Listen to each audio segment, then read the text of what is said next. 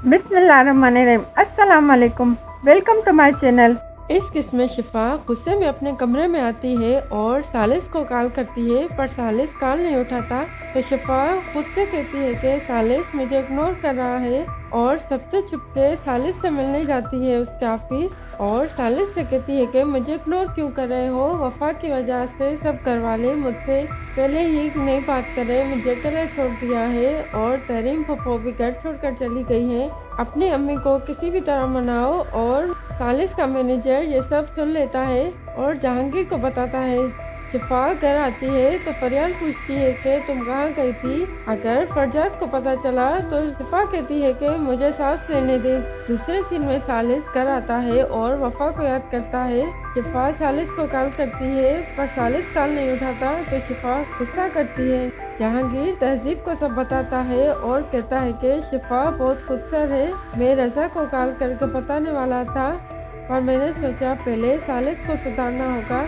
तो तहजीब कहती है कि सालिस अब नहीं सुधरेगा और वहाँ पर सालिस आके पूछता है कि आप लोग घूमने क्यों नहीं गए। तो जहांगीर कहता है कि हम लोगों का सामना नहीं कर सकते, सब लोग तुम्हारे बारे में पूछते हैं कि वफा क्यों चली गई है और वहाँ से चला जाता है। तो सालिस तहजीब से कहता है कि शिफा का रिश्ता आया है। तो तहजीब कहती है कि तुम्हारा ज़मीर गवारा करेगा कि वफा को जिंदगी खराब करके तुम सुकून से जी सकोगे और दो कश्तियों पर कब तक रहोगे। तो सालिस कहता है कि मैंने शिफा को इंतखाब किया है। तो तहजीब कहती है कि जैसे तुम्हारी मर्जी, मैंने अपनी कसम से तुम्हें आज़ाद किया है।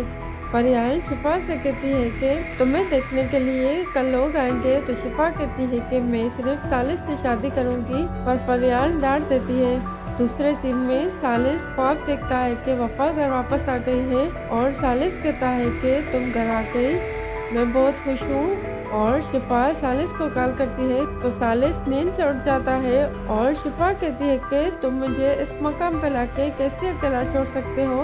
तो सालिस कहता है कि मैं अपने माँ बाप को नाराज़ नहीं कर सकता और तुमसे ऐसे शादी नहीं कर सकता।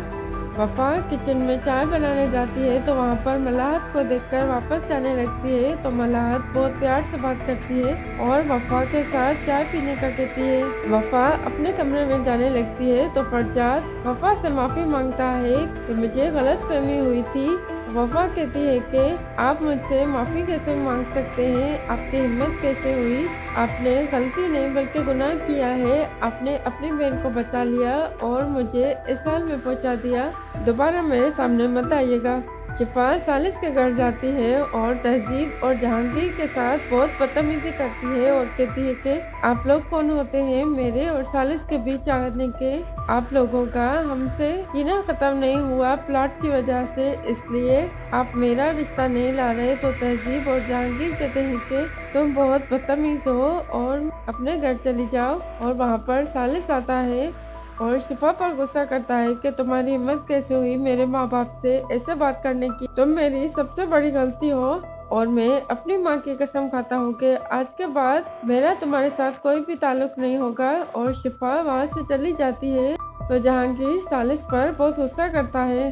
फरियाल दरवाजे पर परेशान होती है और शिफा का इंतजार करती है और शिफा के घर आने पर पूछती है कि तुम कहाँ गई थी। तो शिफा वफा को देखकर उससे कहती है कि मैंने बुझते सालिस को छोड़ दिया है, अब तुम मेरी उतरन रखो जैसे शुरू से सबके उतरन पहनती हो। और बहुत बुरा भला कहती है। तो वहाँ पर उस्मान आता है और शिफा पर गुस्सा करता है कि तुम्हारी हिम्मत कैसे हुई मेरी बेटी से इससे बात करने की, मैं अभी जिंदा हूँ और मेरी बेटी से दूर रहो।